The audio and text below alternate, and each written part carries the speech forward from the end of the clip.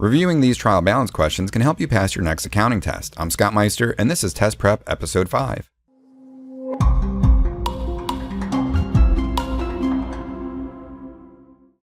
In this video, we'll take a look at some financial accounting questions related to the trial balance. Now, this video is meant for students in their first accounting class, and if you want to see more videos like this, make sure you subscribe to my channel and click the bell to be notified when new videos come out. Also, share this video with anyone that you think might benefit from it.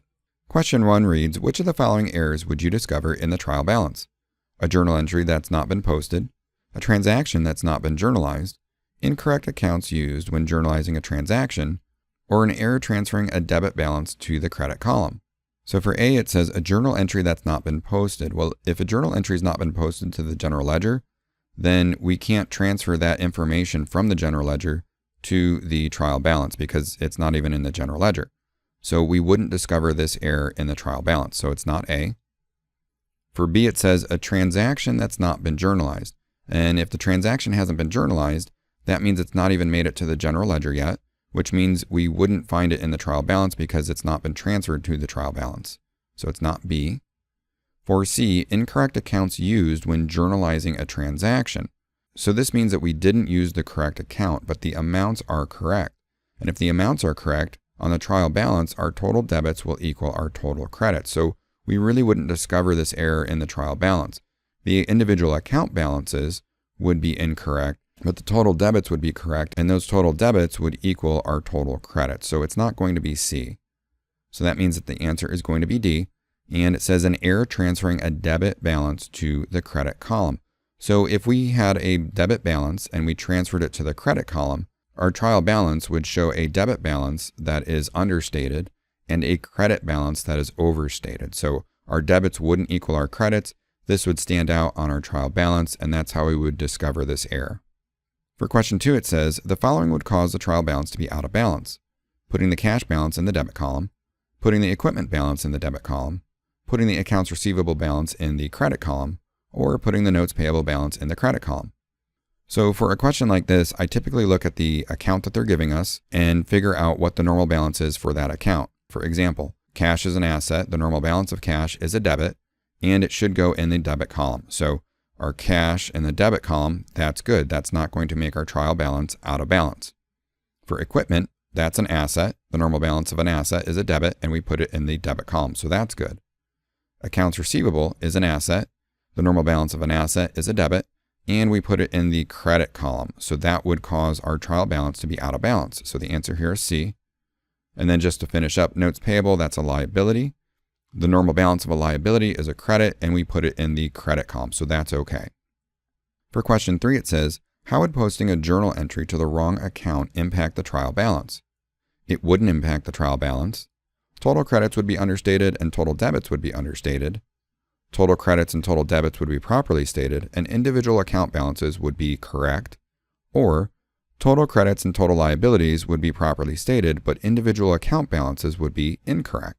So let's look at an example here. If I said that I had a journal entry for accounts receivable of 100, and that's a debit, and then we credit sales for 100, and that's what we should have recorded. But let's say instead of recording this, that we ended up recording it to accounts payable for 100 and cash for 100. So we debited accounts payable and we credited cash, and that was an error. So how would this affect our trial balance? So basically our debits would remain the same at 100, and our credits would also remain the same at 100. So those are properly stated, but our individual account balances would be incorrect. So the answer here is going to be D. C is wrong because of this last part where it says individual account balances would be correct. Well, they wouldn't be correct. They're incorrect. B is incorrect because it says total credits would be understated and total debits would be understated. Well, that's not true. The total debits and the total credits are properly stated. And then A is incorrect because it says it wouldn't impact the trial balance. It would impact the trial balance. The individual account balances would be incorrect, but our total debits and our total credits would be correct. So that's why A is incorrect. For question 4, it says, find the errors in the following trial balance. All accounts have normal balances. So the first thing I look at on a trial balance is the total debits and the total credits. And you can see here that they do not match. So what I'm going to do is I'm going to find the difference, and that's 45,000 minus 39,000, and that leaves me with 6,000. So that's my difference. Then what I'm going to do is I'm going to divide that by 2 to get 3,000. The thought is maybe I posted a debit balance to the credit column, or maybe I posted a credit balance to the debit column. So what I'm going to do now is I'm going to go through my debit column to see if I see anything that is 3,000 or that adds up to 3,000. And so I don't see anything that is 3,000, but if I take a look here, I've got my expenses and those add up to 3,000. I'm going to take a look at that in a minute. And then I'm going to do the same thing in the credit column. I don't see anything that is 3,000, but yet I do see these two here that total 3,000. So then what I'll do is I'll look at the accounts that I've identified, figure out what the normal balance is for those accounts, and then determine if I transferred the balance to the proper column. So I've got prepaid rent and prepaid insurance. Those are both assets. So assets have a normal balance of a debit. And so when I look at this, I know that there's an error here because prepaid rent and prepaid insurance, they were transferred to the credit column. So I need to move those over to the debit column. So I'm going to circle these and move them over. Then I'm going to take a look at the expenses because those also totaled 3,000. An expense should have a normal balance of a debit, and they are in the debit column, so that is okay. And then for good measure, I am going to go through each account and just confirm that they are in the proper column. So I've got cash and accounts receivable. Those are assets. The normal balance is a debit, so that's good. Accounts payable and notes payable, those are liabilities. The normal balance is a credit, so that's good. The drawing account, the normal balance is a debit, that's good. Capital, that's an owner equity account. The normal balance is a credit, so that's good. And service revenue, the normal balance is a credit, so that's good. So then what I'm going to do is I'm going to add the prepaid rent and the prepaid insurance amounts to my total debit balance. So I've got $2,400 here, and that's for my prepaid rent. And then I've got $600 for my prepaid insurance. I'm going to add those up. So my new total debit balance is going to be $42,000. And then what I need to do is reduce that $2,400 and that $600 from my previous credit balance. So that's going to be $2,400, $600, and I'm going to subtract those from that $45,000 credit balance. And that leaves me with $42,000 for my total credit. So by moving these debit balances from the credit column to the debit column, we have made our trial balance balance.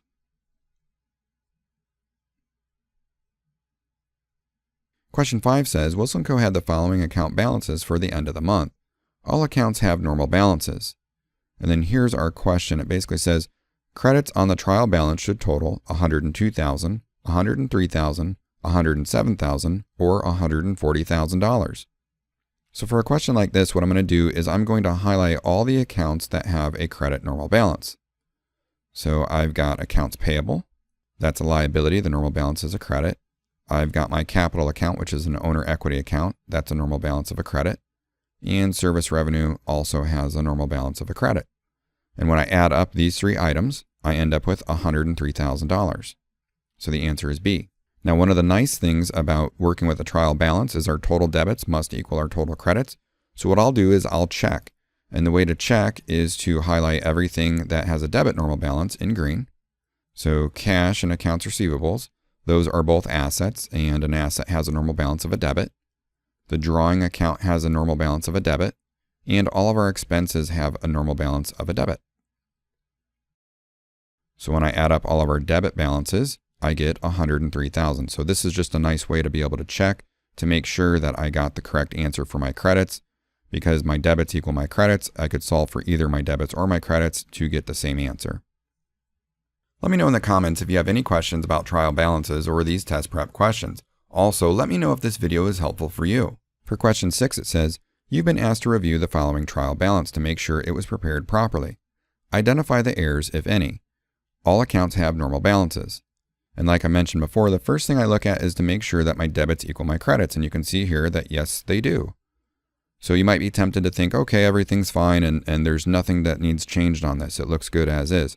But what you want to do is you want to go through every single account and confirm that the balances have been transferred properly. So to do that, I'm going to highlight any account that has a debit normal balance in green. So I've got green here for debits. So cash, accounts receivable, equipment, land, and building. those are all assets, so they have a normal balance of a debit. My drawing account, that has a normal balance of a debit. And then all of my expenses have a normal balance of a debit. And so you can see here that anything that's green should be in the debit column, and anything that's not then has been transferred incorrectly. So my advertising, salary, and utilities expenses, those were transferred incorrectly. Next, I'm going to do the same thing with the credit side. So I've got my credits in red, and any account that I highlight in red should have a normal balance of a credit and should be in the credit column. So I've got accounts payable, I've got my capital account, and my sales account. And you can see I've got my accounts payable. It's in the debit column, so it shouldn't be in the debit column. It needs to be in the credit column. So ideally, to correct this trial balance, what we would do is we would move the accounts payable from the debit column to the credit column, and then we would move all of these expenses to the debit column. The reason our total debits and our total credits equaled each other is because the error that we made on the credit side totaled $7,000, and the error that we made on the debit side totaled $7,000. So the net effect was $7,000 debit and a $7,000 credit, and that's why our total debits equaled our total credits. Even after we correct these errors, our total debits and our total credits will still equal the $260,000. Question 7 reads, create a trial balance for Janco for the month ended February 28, 2019 using the accounts and the balances below. All accounts have normal balances. So prior to filling out the trial balance, what I like to do is identify my debits and my credits. So I'm going to highlight all the accounts with debit normal balances in green.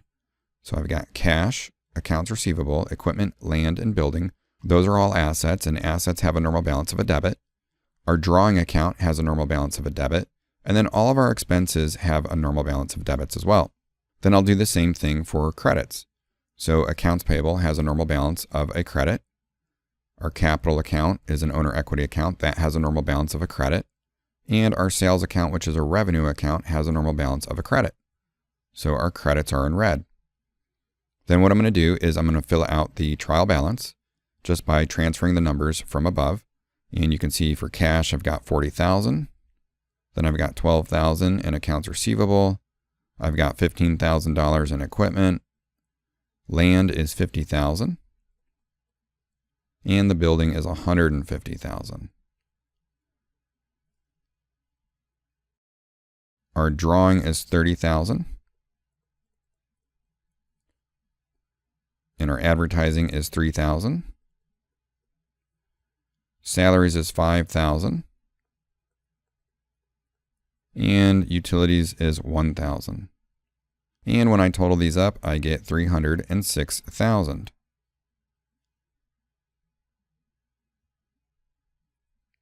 For my credit side, I've got accounts payable of $6,000. I've got capital of $200,000.